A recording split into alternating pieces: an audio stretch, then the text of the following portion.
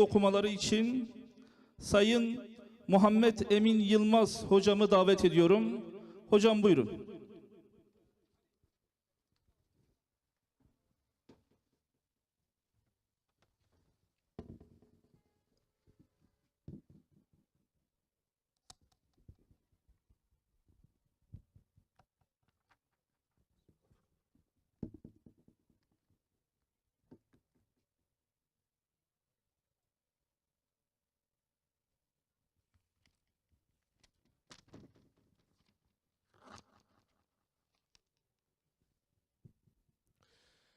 أعوذ بالله من الشيطان الرجيم. بسم الله الرحمن الرحيم. ياسين والقرآن الحكيم إنك لمن المرسلين على صراط مستقيم. تنزيل العزيز الرحيم لتنذر قوما ما أنذر آباؤهم فهم غافلون. لقد حق القول على أكثرهم فهم لا يؤمنون. إنا جعلنا في أعناقهم أغلالا فهي إلى الأذقان فهم مقمحون.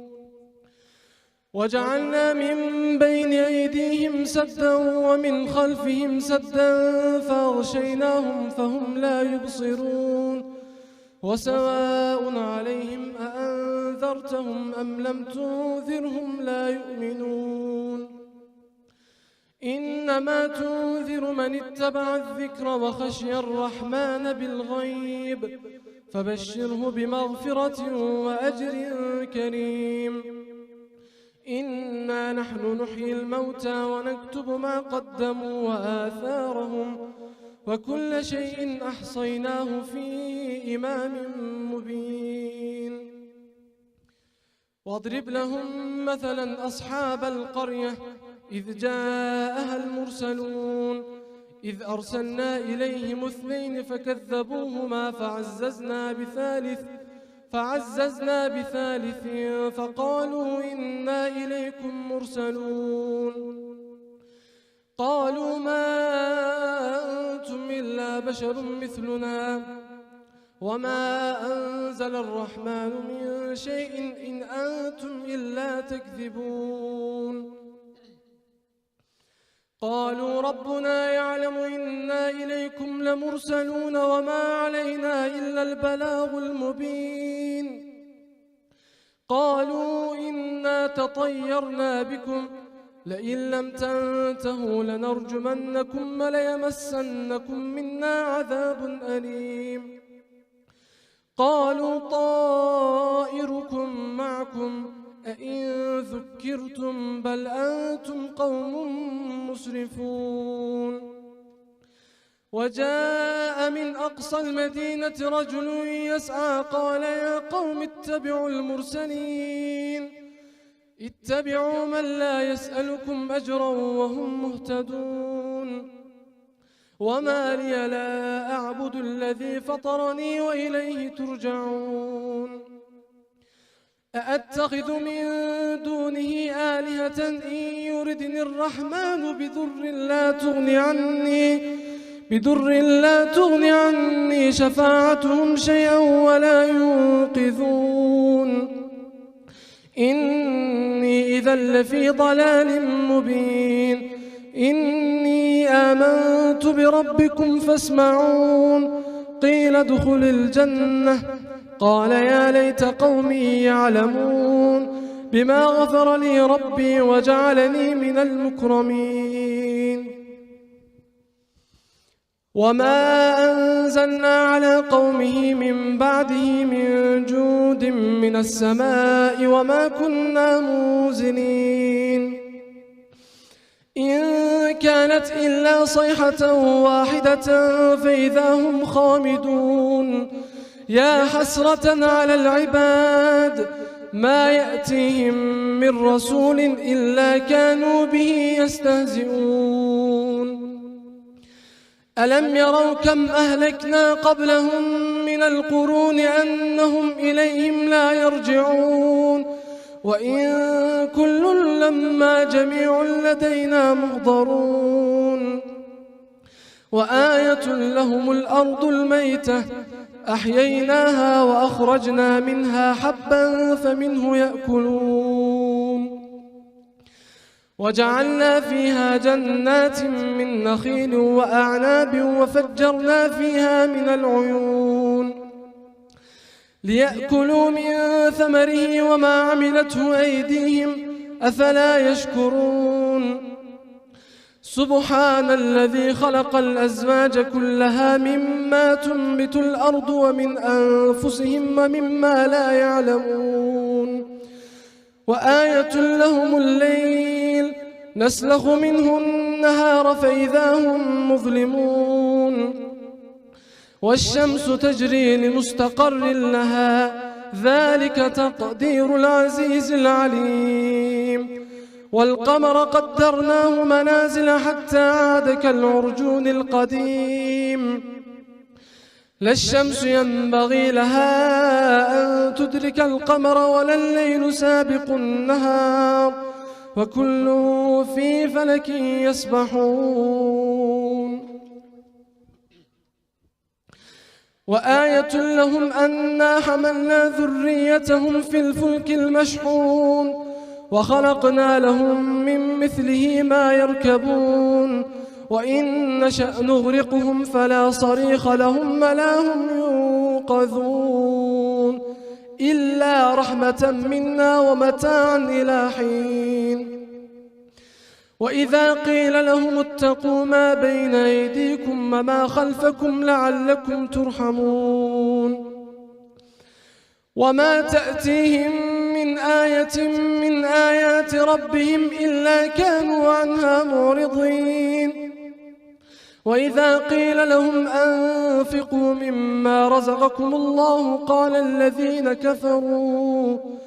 قال الذين كفروا للذين آمنوا أنطعم من لو يشاء الله أطعمه إن أنتم إلا في ضلال مبين ويقولون متى هذا الوعد إن كنتم صادقين ما ينظرون إلا صيحة واحدة تأخذهم وهم يخصمون فلا يستطيعون توصية ولا إلى أهلهم يرجعون ونفخ في الصور فإذا هم من الأجداث إلى ربهم ينسلون قالوا يا ويلنا من بعثنا من مرقدنا هذا ما وعد الرحمن وصدق المرسلون إن كانت إلا صيحة واحدة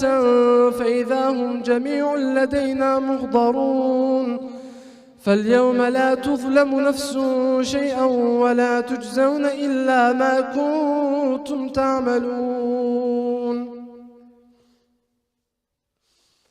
إن أصحاب الجنة اليوم في شغل فاكهون هم وأزواجهم في ظلال على الأرائك متكئون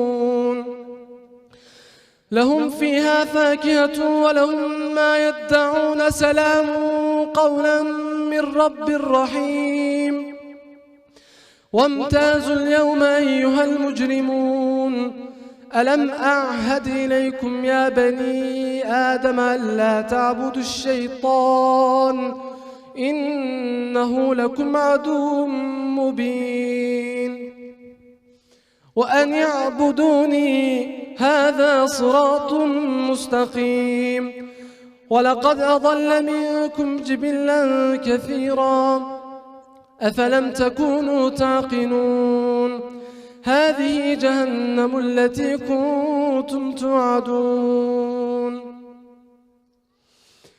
اصلوها اليوم بما كنتم تكفرون اليوم نختم على أفواههم وتكلمنا أيديهم وتشهد أرجلهم بما كانوا يكسبون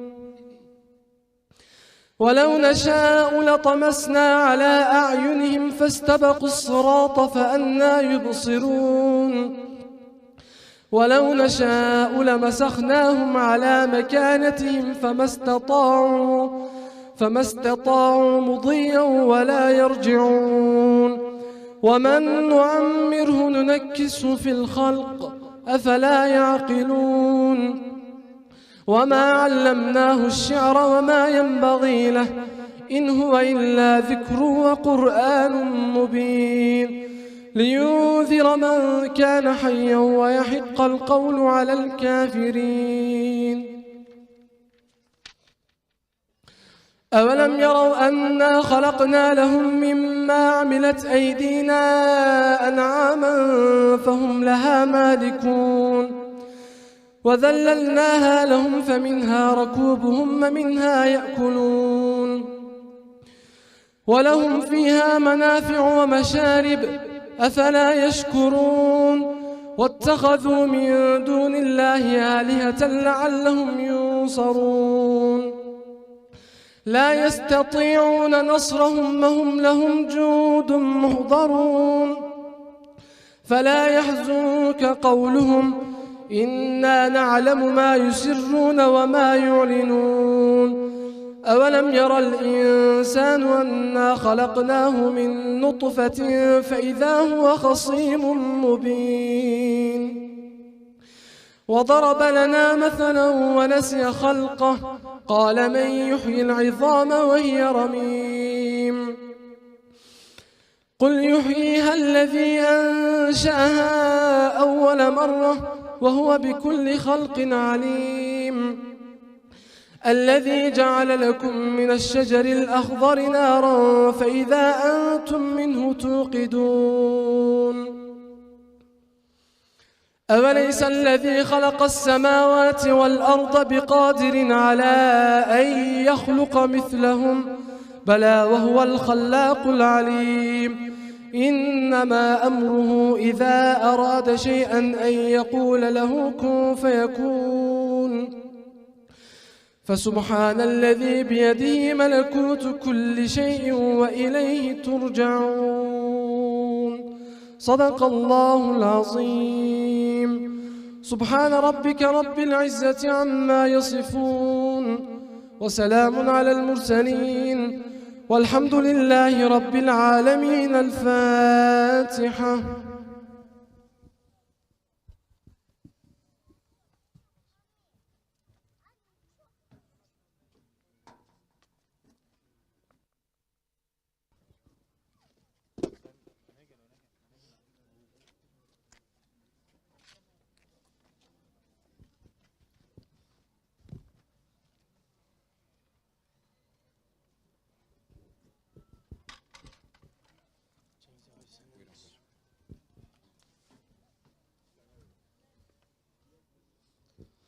Bu güzel kıraatleri için Sayın Muhammed Emin Yılmaz hocama teşekkür ediyorum. Malumunuz olduğu üzere 2014 6-8 Ekim Kurban Bayramı günlerinde kimsesiz, fakir, muhtaç ve yetimlere kurban eti dağıtılırken HDP'li, PKK'li çeteler tarafından vahşice katledilen şehit Turan Yavaş, şehit Riyad Güneş, şehit Hasan Gökgöz, şehit Hüseyin Dakak, şehit Cumali Güneş ve şehit Yasin Börü'nün şehadetine hepimiz tanıklık ettik, şahitlik ettik. Kıymetli Müslümanlar, bu mekanlar değerlidir. Bu mekanlar önemlidir. Nitekim şahitlerin ve şehitlerin bulunduğu bir mekandayız. Allah'ım şahit ol.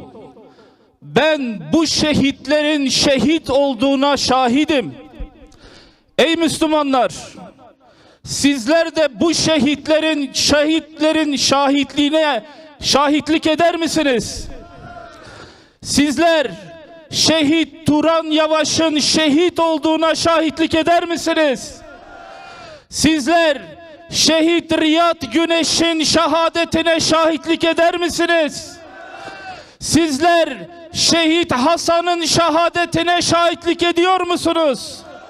Sizler şehit Hüseyin'in şehadetine şahitlik ediyor musunuz? Sizler şehit Cumali'nin şehadetine şahitlik ediyor musunuz? Sizler şehit Yasin'in şehadetine şahitlik ediyor musunuz? Allahümme feşhed. Ya Rabbi şahit ol. Ya Rabbi şahit ol.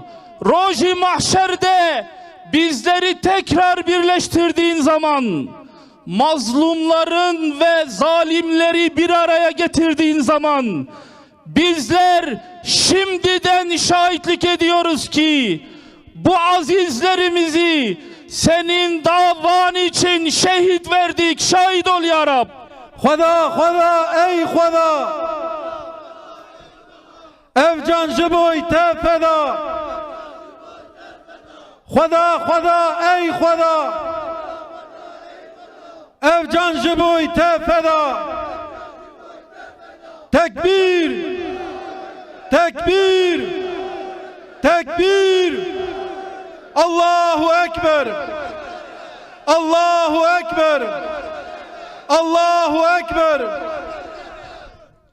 Evet, şimdi de açılış konuşmasını yapmaları için Hüdapar İl Başkanımız Sayın Faruk Dinç Beyefendi'yi davet ediyorum. Kıymetli başkanım, buyurun.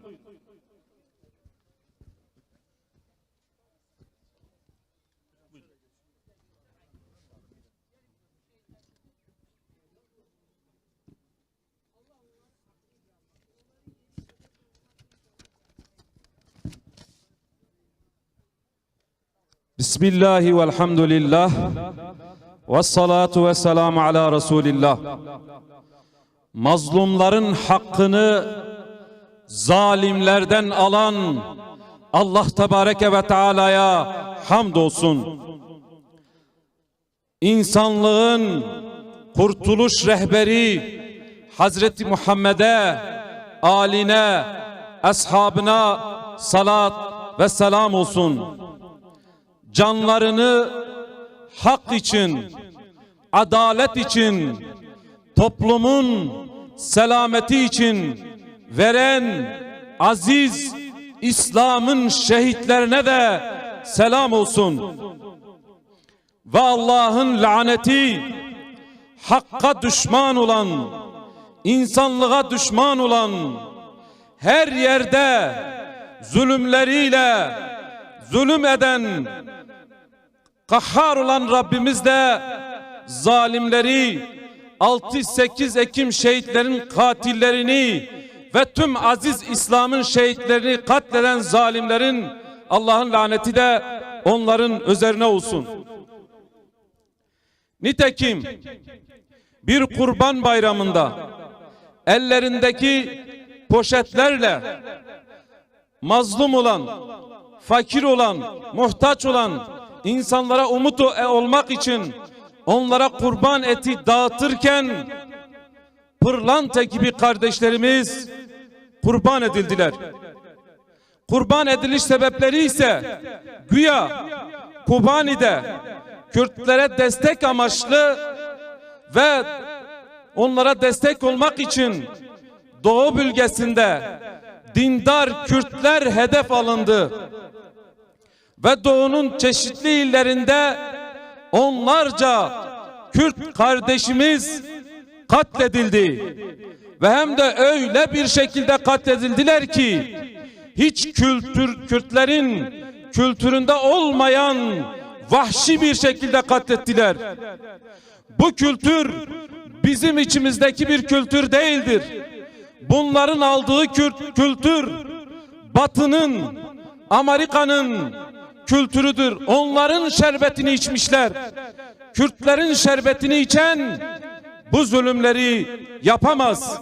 Biz bugüne kadar böyle bir vahşete şahit olmadık. Şehitlerin katilleri de bilsinler ki bizler annemizden hür olarak doğduk. Tekbir! Tekbir! Tekbir! Allahu Ekber!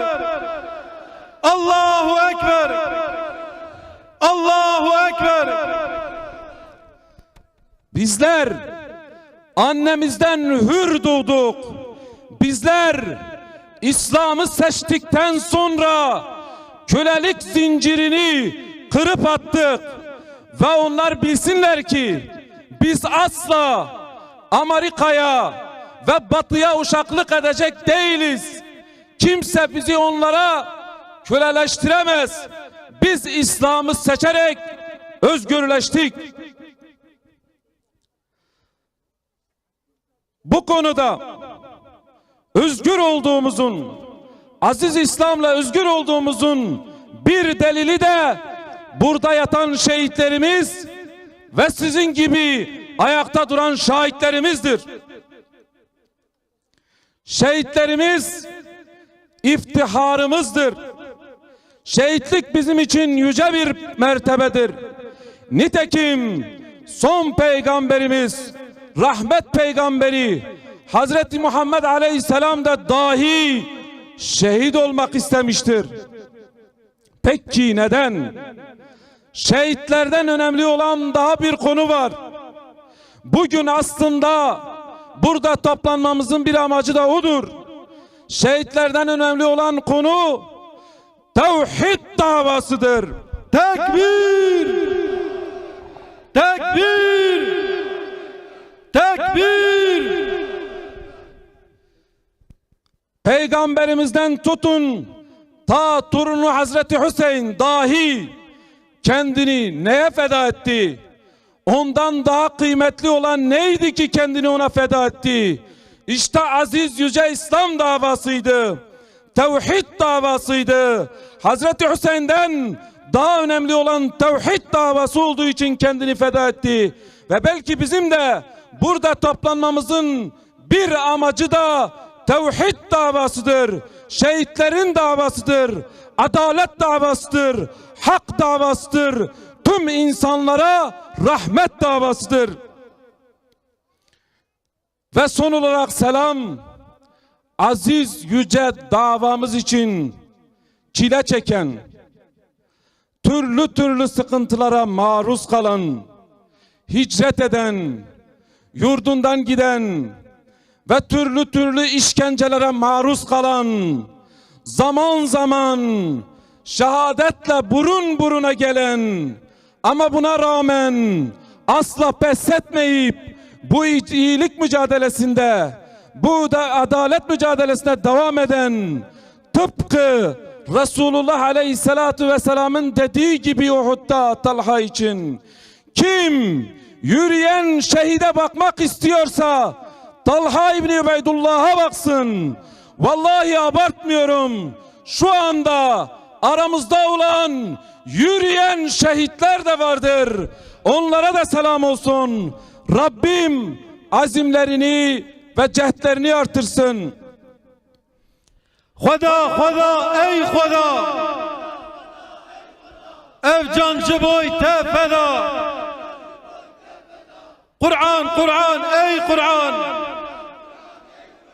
ev cancı boy te feda.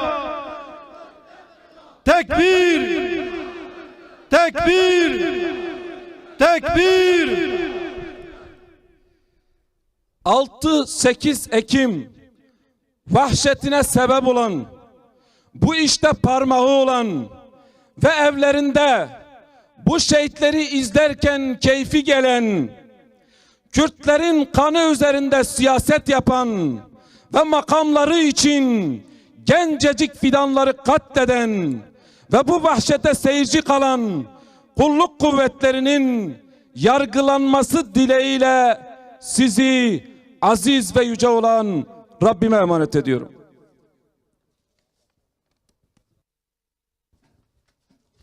Tekbir, tekbir, tekbir. Allahu Ekber, Allahu Ekber, Allahu Ekber. Bu anlamlı konuşmaları için İl Başkanımız Faruk Dic Beyefendi'ye teşekkür ediyorum. Doğrudur. Kurban Bayramı şehitlerinin bir yönü mahzumiyettir, mazlumiyettir. tarihte eşine az rastlanır bir şekilde şehit edildiler. Tıpkı Yasin suresinin kahramanı Habib-i Neccar gibi kavmi tarafından şehit edilen Yasin-i Neccar gibi masumiyettir. Tıpkı Kerbela'da halkın dünyalık maslahatı, uhrevi maslahatı için 72 tane yareniyle beraber şehit olan Hazreti Hüseyin gibi mahsumiyettir, mazlumiyettir. Anıyoruz onları böyle biz. Ancak arkadaşlar, konuşmamız gereken bir yönü daha var. O yönde 6-8 Ekim şehitlerinin, diğer bir yönden de kahramanlık, izzet ve şeref olduğunu konuşmamız lazım. Tıpkı celladı tarafından, Cabbar adında bir müşrik tarafından sırtından hançerlenerek, sırtından kılıçlanarak şehit edildiği sırada dilindeki son cümle şu olmasıyla tanıdığımız kahraman Amir bin Füheyre gibi, Kabe'nin Rabbine yemin olsun ben kazandım diyen yiğit Amir bin Füheyre gibi azizdir, yiğittir 6-8 Ekim şehitleri. Tekbir! Tekbir! Tekbir! Şehitlerimizin duruşu izzettir. Şehitlerimizin duruşu bizim için bir şereftir. Az önce de misalini verdiğimiz, bir yönüyle mahzum olan Kerbela olayının, diğer yönüyle cesaret ve izzet olan Hazreti Hüseyin'in duruşu gibidir 6-8 Ekim şehitlerinin duruşu. Hani kılıçlar vücudunu parçalarken Peygamberinin o nazenin evladının cesedinin üzerinde kılıçlar dönerken heyhat mine zille, zillet bizden uzaktır diyen Hüseyin'in davasıdır şehitlerimizin davası. Tekbir! Tekbir! Tekbir! Allahu Ekber! Allahu Ekber! Allahu Ekber! Biz tarih önünde şahidiz ki kazananlar hep iyiler olmuştur. Karanlık güçler değil. Evet, şimdi de halka hitapları için Hüdapar Genel Başkanı Sayın Zekeriya Yapıcıoğlu'nu davet ediyorum. Kıymetli başkanım, buyurun. La ilahe illallah Muhammed Resulullah. La ilahe illallah Muhammed Habibullah. La ilahe illallah Muhammed Nebiyullah. Tekbir!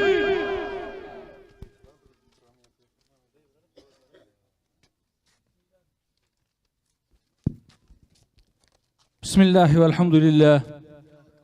Vessalatu vesselamu ala Resulillah. Esselamu aleyküm ve rahmetullah. Kıymetli dostlar, aziz müminler ve mümineler, hepiniz hoş geldiniz. Allah'ın selamı, rahmeti, bereketi, mağfireti hepinizin üzerine olsun inşallah. Euzu billahi mineşşeytanirracim. Bismillahirrahmanirrahim. Ya eyyühellezine amenu. Ya eyyühellezine amenu ista'inu bis sabri ves salah. İnnallaha ma'as sabirin. Ey iman edenler! Sabır ve namazla Allah'tan yardım dileyin. Çünkü Allah sabredenlerle beraberdir. Evet değerli kardeşlerim, gerektiğinde ölümü bile göze alarak Allah için mücadeleye devam etmek sabrın en uç noktası, en ileri örneğidir. İşte bugün 2014 yılının Kurban Bayramı'nın 3. gününde 6 Ekim'de başlayan olaylarda Kurban Bayramı'nın son günü 7 Ekim günü canlarını veren aziz şehitlerimizin manevi huzurunda toplandık. O şehitler ki bayramın 3. günü olaylar başlamıştı ama onlar başladıkları iyilik hareketine devam etmek ve yaptıklarını tamamlamak istiyorlardı mevcut tehlikelere rağmen. Bunun için gayret sarf ediyorlardı. İşte sabrın en ileri örneği. İnsanlık değerlerinin yerle bir edildiği bir savaştan kaçan gariplere yardım etmek, Allah'a yaklaşmak için kestirilmiş kurbanların etlerini sadece bayramlarda et yiyebilen mahrumlara ulaştırmak için koşuşturuyorlardı. Gayret sarf ediyorlardı. Her bir iyiliğin karşısına dikilenler onlara da engel olacaklardı. Zalimler onları ve iyilik hareketini, iyilik kervanını durdurabilecekleri zannıyla onlara hücum ettiler. Tertemiz bedenlerini delik deşik ettiler. Yükseklerden attılar. Arabayla üzerinden geçmek suretiyle ezdiler. Yetmedi, yaktılar. Gerçekten tarihte benzerine çok az rastlanabilecek olan bir vahşetle onları öldürdüler. Onlar da Kürttü. Ama Müslüman kimlikleri nedeniyle hedefe kondular. Suçları Rabbimiz Allah'tır demekti. Ve Allah yolunda öldürülenlere ölüler demeyin. Onlar diridirler. Ama siz hissetmiyorsunuz. Evet, bizler şu anda Allah yolunda öldürüldükleri için diri olan ve ebediyen diri kalacak olan kardeşlerimizin manevi huzurlarında vahşi bir şekilde katledilişlerinin 7. yıl dönümü münasebetiyle toplandık. Evet, biz onların diri olduğunu hissetmiyoruz. Çünkü şuracıkta mezarlarını kendi ellerimizle kazdık, onları defnettik o mezarlara. Bedenen, cismen bizim aramızda değiller artık. O yüzden onların diri olduğunu hissetmiyoruz. Evet, onları kendi ellerimizle defnettiğimiz ve kabirleri başında bir araya geldiğimiz halde onların diri olduklarına inanıyoruz. Çünkü Rabbimiz asırlar öncesinden bizlere haber verdi ve bizler iman ettik onların diri olduklarına. Onlar ebediyen diri kalacaklardır. Tarihte eşine ağız rastlanan bir vahşetle katledildiler. Çünkü onları hedef gösterenler onları karanlık emellerine ulaşmanın önünde bir engel olarak görüyorlardı. PKK'nın Kürdistan'ın geleceğinde görmek istemediği bir Kürttü Yasin. Riyad, PKK'nın tahakkümünün önünde engel olarak gördüğü bir Kürttü. Turan, Kürdistan'ı İslamsızlaştırmak isteyenlerin önünde engel olan bir Kürttü. Hasan, Müslüman kimliği vahşetin sahipleri tarafından reddedilen bir Kürttü. Evet, Hüseyin, çağın Yezidleri tarafından ortadan kaldırılmak istenen bir Kürttü. Elbette saldırılar bu taptaze fidanlarla sınırlı değildi. Hedefte olanlar sadece bunlar değildi. Kurban eti dağıtan bu gencecik insanlar değildi sadece hedefte olanlar. Sadece sakalından ya da yanındaki eşinden, kızından, annesinin örtüsünden dolayı, giyim kuşamından yani İslami kimliğinden dolayı hedef olan nice insan vardı. Evet, Müslüman kimliği taşıyan pek çok insan yaşlı genç ayrımı yapılmaksızın hedefe kondu, hedef gösterildi, saldırılar sonucu kimi şehadet şerbetini içti, kimisi de yaralı olarak o günden üzerinde bir iz taşımaktadır. Yaşanan vahşet, Müslüman Kürt kimliğinin reddedilmesi, yok edilmesi çabasıydı. Toplumun bir kesiminin sistematik bir şekilde hedef gösterilmesi ve sivil halka karşı yapılan bu katliam, kelimenin tam manasıyla insanlığa karşı bir suçtu. Evet, bu saldırılar insanlığa karşı işlenen bir suçtu. Çünkü toplumun bir kesimi İslami kimliğinden dolayı hedef seçilmişti.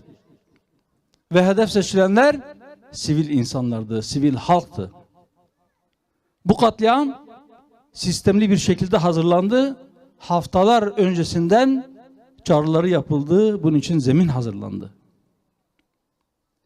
Toplumun dindar kesimi hedef olarak gösterildi. Basın yayın araçları da kullanılarak bütün dindarlar IŞİD mensubu olarak yaftalandı. Saldırmaya hazır hale getirilenler en üst perdeden sokağa çağrıldı daha sonra.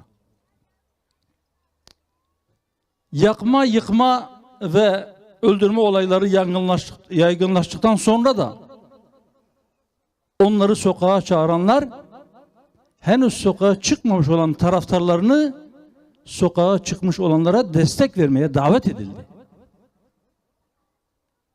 Katliamı işleyenlere karşı kamuoyunun yoğun bir tepkisi oluştu. Evet, bu aziz şehitlerin, özellikle de 16'lık şehidimiz Yasin'in kanı o kadar mübarekti ki vicdanı tamamen ölmemiş bütün bir insanlığı ayağa kaldırdı. Bu kamuoyu baskısıyla olayların üzerinden 2 ay geçtikten sonra Aralık ayının 6'sında bu katliamı gerçekleştirenlere yönelik bir operasyon oldu. 2 ay gecikmeli bir operasyon. Bu operasyondan sonra da katliamdan hemen sonra timsah gözyaşları dökenler operasyon yapılıp sokaktaki adi tetikçiler yakalandıktan sonra onlara bütün imkanlarıyla sahip çıkmaya devam etti.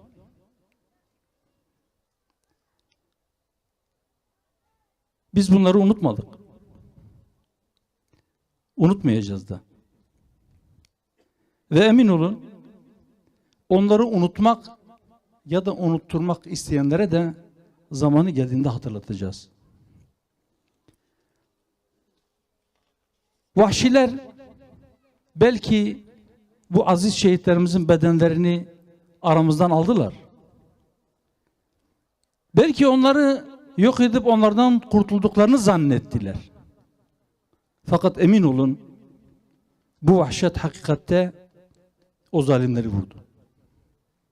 Onların maskelerini düşürdü. Onların bütün çirkinliklerini gün yüzüne çıkardı. Sadece o zavallı, o adi tetikçiler değil, onları azmettirenler, onları sokağa salanlar ve hatta onlara göz yumanlar, olaylara seyirci kalanlar da bu olayların hesabını vermekten kurtulduklarını zannetmesinler. Onlar da er ya da geç bu vahşetin hesabını vereceklerdir. Evet, bu katliam onları vurdu. Aziz şehitler sürekli rahmetle anılıyor. Üzerinden 7 yıl geçti. Hala onların sevenleri, onların kardeşleri, onların davalarının takipçileri ve hatta bütün bir millet, onların ismini duyan herkes onları rahmetle anıyor. Ama Yezidlerce katleden bu masumlar, bu tertemiz gençler rahmetle anılırken onların katilleri, çağımızın Yezidleri ilelebet lanetleneceklerdir, lanetle anılmaya devam edeceklerdir. Tekbir! Tekbir! Tekbir! Allahu Ekber! Allahu Ekber! Allahu Ekber! Bu lanet onların yakasını bırakmayacaktır, emin olun. Onlar Allah'ın izniyle helak olup bu dünyadan göçtükten sonra da onlar asıl akıbetin ne olduğunu, onları bekleyen şeyin ne olduğunu o zaman göreceklerdir. Evet, elbette bu vahşetin tek sorumlusu sokaklara salınan o çapulcu tetikçiler değildi. Onları kışkırtıp sokağa salanlar, bir zamanlar onların ipini elinde tutup zamanı geldiğinde onu gevşetip onları bazı kesimlerin üzerine saldırtanlar da sorumludur. Hem de onların sorumluluğu çok daha büyüktür. Çünkü biz biliyoruz, biz inanıyoruz ki fitne katilden beterdir. Fitne öldürmekten daha şiddetlidir. Ve asıl fitneyi çıkaranlar o sokaktaki ayak takımından çok daha büyük bir sorumluluk taşımaktadırlar. Bitmedi. Şehirler silah depolarına dönüştürüldüğünde olan bitene seyirci kalanlar, olaylar başladığında masum insanların canını ve malını korumakla görevli olanlar, bunun için maaş alanlar ama buna rağmen seyirci kalanlar, onlar da elbette yaptıklarının ya da yapmaları gerekip de yapmadıklarının hesabını bir gün vereceklerdir. Onlar da en az sokaktaki vandallar kadar olan bitenden sorumludurlar. Kardeşlerim, şunun altını özellikle çizmek istiyorum. 6-8 Ekim ve devamında yaşananlar adına çözüm süreci dedikleri yanlışlar silsilesinin bir sonucuydu. 6-8 Ekim hadiseleri yıllarca biriken, üst üste yapılan yanlışların bir anlamda bir patlayan bir baraj gibi ortalığı kasıp kavurmasıydı. Fakat maalesef şu son günlerde yapılan tartışmalardan şunu görüyoruz ki 6-8 Ekim hadiselerinden, o günkü vahşetten yeterince ders alınmamıştır. Benzer bir sürecin yeniden başlatılması gerektiği eğer bugün tekrar konuşuluyorsa gerçekten de olan bitenden yeterince ders alınmadığı net bir şekilde ortaya çıkmaktadır. Meselenin inkarı ya da çözümsüzlüğe terk edilmesi de aslında aynı hatanın bu sefer tersten yapılmasıdır. Herkes şunu iyice anlamalıdır. Şu aziz şehitlerimizin manevi huzurunda bütün memlekete, bütün kamuoyuna, bütün siyasi partilere ve yetkililere sesleniyorum. Herkes şunu iyice anlamalıdır. Kürt kökenli Türk yaparak meseleyi çözemezsiniz. Ama Kürt'ü kökeninden, inancından, ahlakından, örfünden kopararak da bu meseleyi çözemezsiniz. Kürt'ü öldürterek bitiremezsiniz. Yasinleri öldürterek bitiremeyeceksiniz. Kürt'ün İslami kimliğini yok edemeyeceksiniz. Kürdistan'ı yeni bir Endülüs yapamayacaksınız. Kırdılar belki en nadide dallarımızı, vurdular gencecik fidanlarımızı ama indiremediler şehadet parmaklarımızı.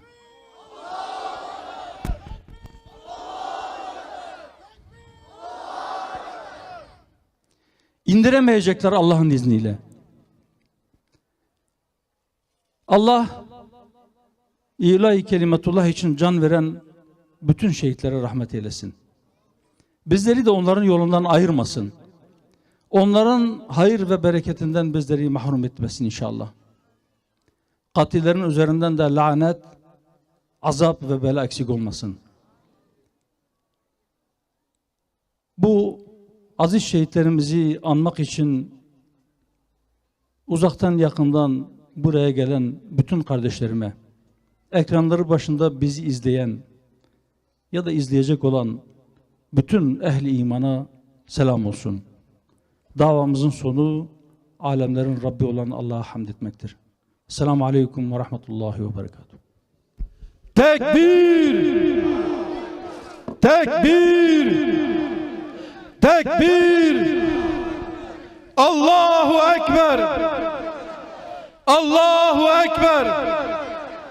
Allahu Ekber! Bu anlamlı konuşmaları için Genel Başkanımız Sayın Zekeriya Yapıcıoğlu'na teşekkür ediyorum. Allahu Teala sizlerden razı olsun inşallah. Bizi kırmayıp teşrif ettiğiniz için. Tarih ders alınmadığı sürece tekrar eder. Kıymetli Müslümanlar, tekrar söylemekte fayda vardır. Basit, sıradan bir şehadet değildir şehitlerimizin şehadeti. 6-8 Ekim Müslümanların katliamı HDP, PKK'li mayın eşekleri tarafından organize edilen ancak 40 yılı bir aşkındır Kürt milletine uygulanan bir politikanın eseridir. Şehitler aslında bize şunu söylüyor, dostlara diyor ki Allah için verilen hiçbir kan zayi olmayacak. Düşmana da diyor ki siz bu milleti parçalayamayacaksınız. Tekbir! Tekbir! Tekbir! Siz bu milleti imanından koparamayacaksınız. Siz bu milletin elinden Kur'an'ı çıkaramayacaksınız. Siz bu milletten, camilerden koparamayacaksınız. Siz bu milleti bu millete düşman edemeyeceksiniz. Xuda ey Xuda!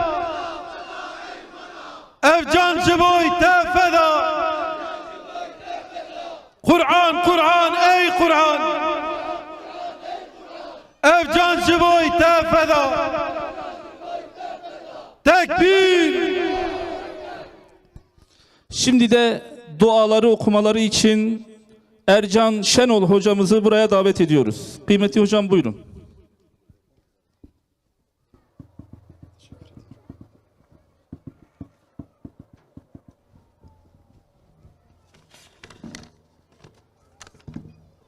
أعوذ بالله من الشيطان الرجيم بسم الله الرحمن الرحيم الحمد لله رب العالمين والصلاة والسلام على رسولنا محمد أم حمد تدكن لسر نعمتي تي كل سرمية يا رب أم حمد تدكن كتأم كرنا مسلمان ومؤمن أم حمد تدكن تأم كرنا إنسان ومروف يا خدان نور مزن يا أكرم الأكرمين روجا حسابا مزن جنعمتو ديتنا جمال أخوة ما ببحث نكا يا خدان ملك مزن يا رب العالمين تما جوان عبدا حساب بك إيقوه خددان أمر فرماني تا آمين. أم حسكرنا تاو حسكرنا وان كسين جتا حسدكن جتا دخازن يا رب نصيب ما بك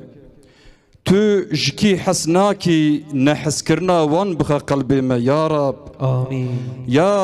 يا خداني الرحمة مزن يا إله العالمين حسكرنا بيخنبري خو نصيب ما بك آمين. لسر دنياي أم جديتنا وي ببارمانا يا رب تلبن دنياي ديتنا وي رزقي ما بك آمين. بدوستانيا وي ما كيف خوش بك اوج شفاعتا وي ما محروم نك آمين. يا إله العالمين يا خداني ما راضي بونا خو نصيب ما بك آمين. جمع راضي به لسر عردي ولبن عردي ولبر حشري آمين. يا خداني كرما مزن يا أرحم الراحمين بديني خو مع عزيز وسرفراز بك آمين. في دنياي جيانك راستو درست نصيبي ما بك آمين. روجا مرن وحسابي ما بباريزه ji agirê cehennemê me azad bike û bi cenneta xwe me serfiraz bike.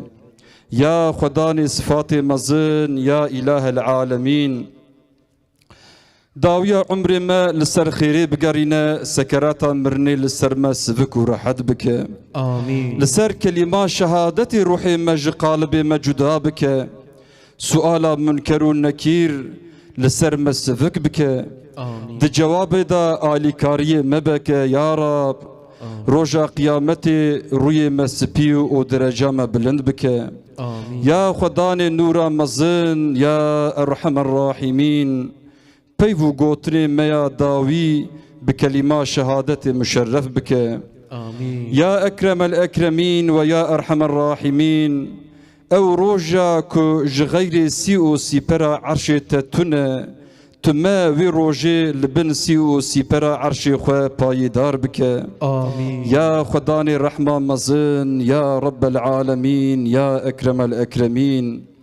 Bi hurmeta Habîbê xwe ekrem, Nebiyê xwe muhterem, Hazretê Muhammed Mustafa aleyhissalatu vesselam, tu me û hemî navçe û bajarê welatê me û temamê welatê İslamê ji qeza û belayan, afat û tofanan, agir û zelzelan, fitne û fesadiyan muhafaza bike. آمين Sulh û biratiya navbeyna Müslümana te qewî bike. آمين Qalbê wan tijî îman û tewhîdê bike. آمين Alîkariya dînê İslamê û Müslümana bike.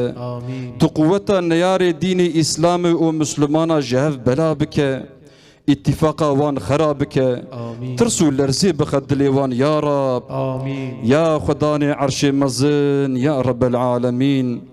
Xwendina Qur'an û emelkirina wî tu nisîbê me û ewladê me bike. آمين Bi şerefa Qur'anê me müşerref bike. آمين Bereketa Qur'anê me û cemaata hazir nasîbdar bike. آمين Xêra vî xwendina Qur'ana pîroz û Yasîna şerîf bigihîne ruhê pêxemberê me û malbata wî û heval û hogirê wî û xusûsen li ser van şehîdê eyda qurbanê be.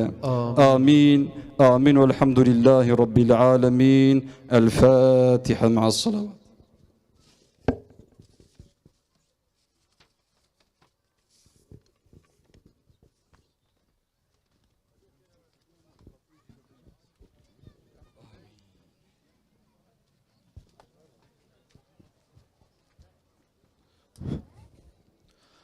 Bu güzel duaları için, amin diyen dilleriniz için teşekkür ediyorum. Allahu Teala sizlerden razı olsun ve özelde bütün Diyarbakır halkı adına, siz değerli misafirler adına, şehitlerin ailelerinin çocuklarının şehadetini tebrik ediyor. Allahu Teala ailelerine, arkadaşlarına, dostlarına iki cihanda saadet temenni ediyoruz. Allahu Teala sizlerden razı olsun. Hüdapar'ın organize ettiği 6-8 Ekim şehitleri anma etkinliği burada sona ermiştir. Allahu Teala sizlerden razı olsun inşallah.